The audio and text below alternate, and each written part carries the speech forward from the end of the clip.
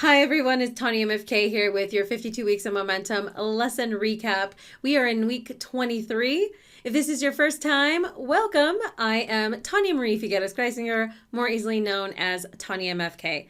I am a member of Benjamin Hardy's 52 Weeks of Momentum course, and I come here every week to share the lessons and insights that I'm gaining as I go through the course. This is in no way a substitute for the actual course, with the most obvious reason being I'm not Benjamin Hardy. Not to mention, we have a ton of tools, a huge group of amazing people, resources, all of those great things. So don't miss your sign up next year. But since you did miss it this year, go ahead and tag along with me, and hopefully you can get a piece of your momentum along the way. So as I mentioned, we are in week 23. And this week was interesting because the lesson wasn't necessary lesson, but of course we learn from everything, right? But what we were given this week was actually a recording of Benjamin Hardy doing a group coaching session. And so there was a few people in the group, and they just chatted, and he answered questions, and they dove deeper into some of the questions, and we were just kind of flies on the wall. So that's what that is. Now, I'm just going to go through some of the things that really stood out to me and the highlights that I saw. And yeah, there were some really good ones. So what I want to start with actually was the first question that was asked are, what are some ways of identifying emotional blocks and getting through them? So what are some ways of identifying emotional blocks and getting through them? And Benjamin replied, finding out what the trigger is and tracing that to the emotion. So once you've kind of found that emotion, you want to go back and say, okay, what was the trigger? And follow it through. What does this connect to?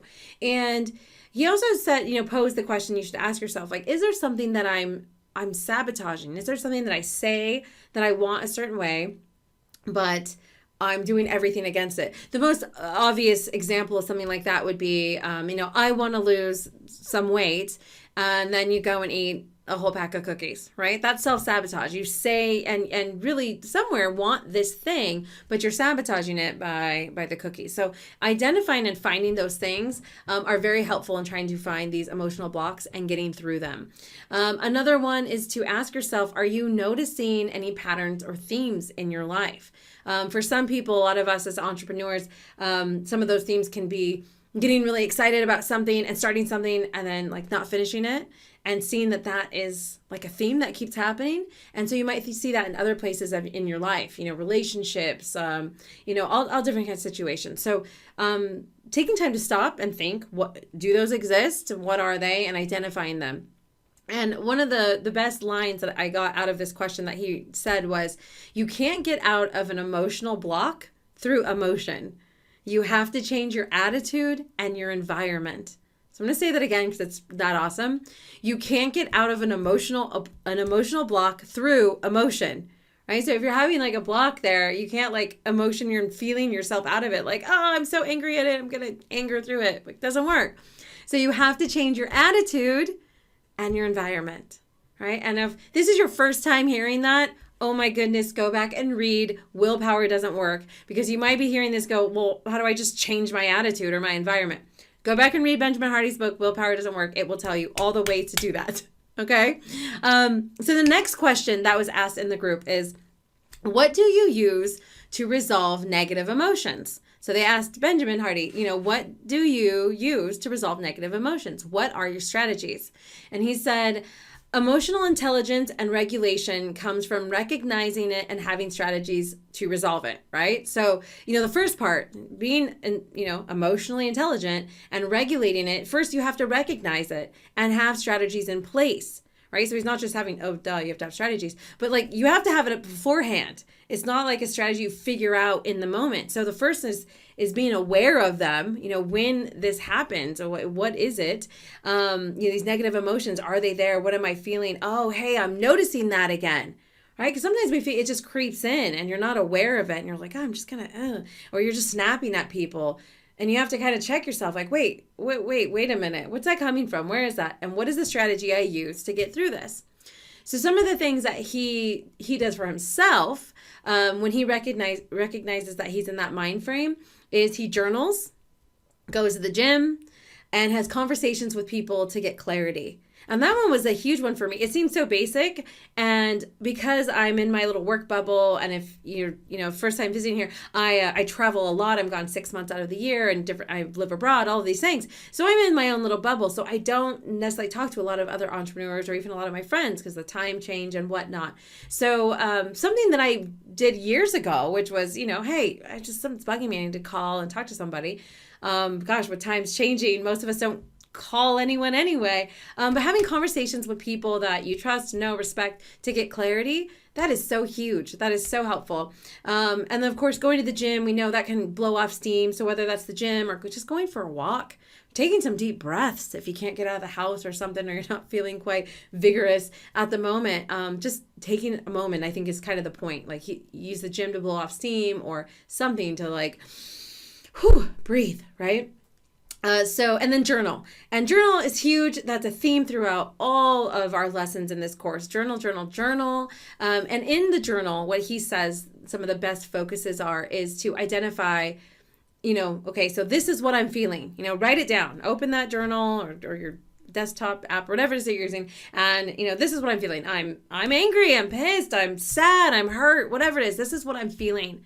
And this is what I'm frustrated at, right? But where is this coming from? Like, why does it frustrate me? Why does it piss me off? What is it? Where is it coming from? Like, take a moment, think, and get down. Where's it coming from? And why is it happening?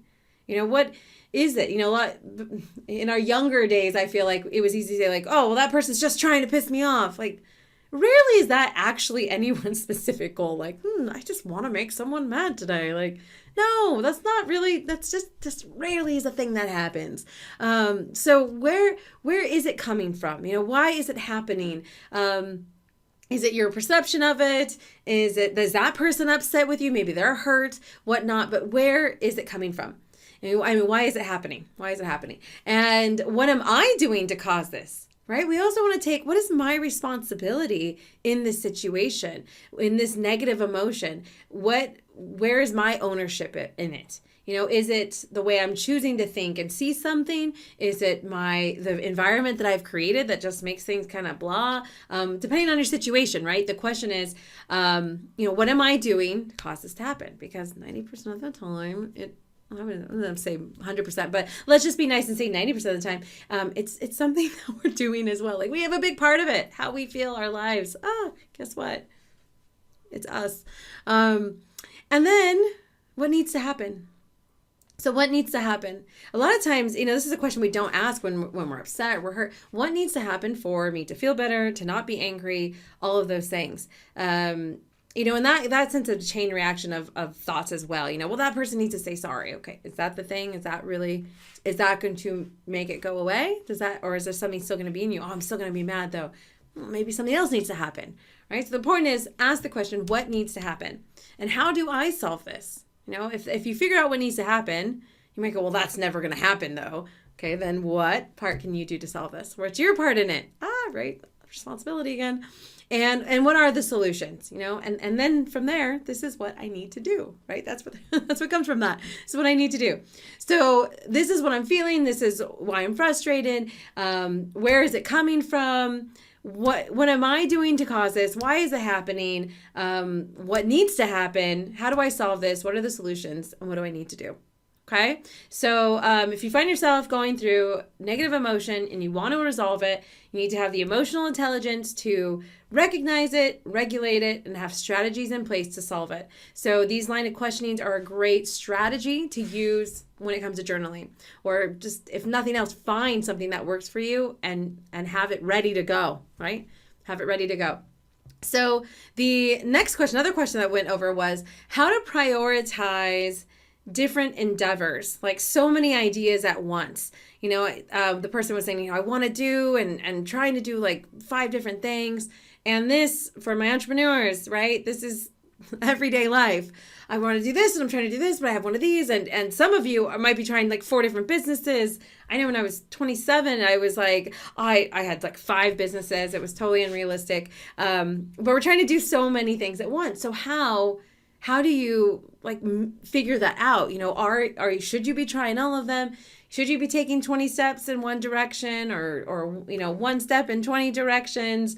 What is it? How do we figure it out? So what he said is you first need to ask yourself, where do I want to go? Like, what is it? Where is it that I'm actually headed? You have all these things, but take away for a moment and go, okay, what is it? Like, where do I want to go? Where do I want to go? And what is it that I actually want to do? I know this seems like really basic questions, but a lot of time we don't have the answers for these simple questions either. So have you asked yourself, and do you have the answers? And from that, look at all your different projects, all your different things, and ask, where do I want to see each project go? What is the end result of all these different things that I want to see happen? You may find that something is really just for your enjoyment or a hobby. You don't actually have like an end goal. You're like, oh, I just like doing it. Okay, so that if I figured that out. And something else, you might say, okay, well, I'm doing this. I want it to, become this big thing. I want, all these subscribers or something, right? Narrow it down to the one thing that you want now, right? So if you've looked at all these things and you're like, okay, here's all the goals I have with this, right? And you don't humanly possible have all this time to do all of them once. So you're going to look at all of them and go, okay, out of all these outcomes, which one do I want most now? Right? Which one do I want most now? And when we have that narrowed down, then we can look at the other things and say, is it worth the sacrifice of not doing those things to get this thing done now? And the answer to that question is going to tell you what thing to focus on. So if you're saying, I want to write and I want 2,000 subscribers, but I also want to dance and I want to be in some famous dance production, then you can look at it and say, okay, is having 2,000 subscribers and focusing on this and my writing worth not dancing for 6 months? And if the answer is yes, like it doesn't mean I don't want to dance, doesn't mean I'm going to stop dancing, it just means for 6 months, I'm going to focus on just writing. And if that feels good, then you probably found your right answer. If you're like, absolutely not, there's no way, then maybe we need to look over at the goal with the dancing and we need to focus on this. So he says, figure that out, like use that process to kind of narrow it down and take that one thing and stick to it for 3 to 6 months. So just 3 to 6 months, focus on that one thing and see if it's something you want to continue. Right? So after that, you're like, well, yeah, this was great. I want to keep doing this. Or you might be like, yeah, it was a good stunt. It was a good run. Not really into it. And when you do that, you really need to be clear. In those 3 to 6 months, you need to be clear what the outcome needs to be. Right? So he said, don't confuse the process with the outcome. So the process could be, well, I want to write 40 articles. Right? I want to write 40 articles. Okay, that's the process. But the outcome of writing 40 articles would be the 2,000 subscriber goal, right? So it's a difference there, because what's going to happen is you're going to say, oh, well, okay, I did it. I did that. And not still necessarily know what you want to do with it. So you need to see what the outcome could be. So when you decide and you narrow it down and you come to this 3 to 6 months of focusing on one thing of your 20 things, make sure you also know what outcome you want to see. That's going to help you measure it as you go along and come back of what you can do.